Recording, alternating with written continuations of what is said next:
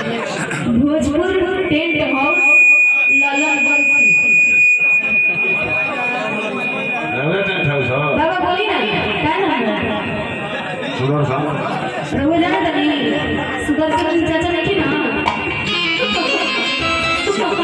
क्या बात है आइएगा और कहेंगे जब कोई मेहमान अचानक घर में आता है तो कोई भी पूछेगा ये कौन है ना कपड़ा है इनके पाँव में चप्पल है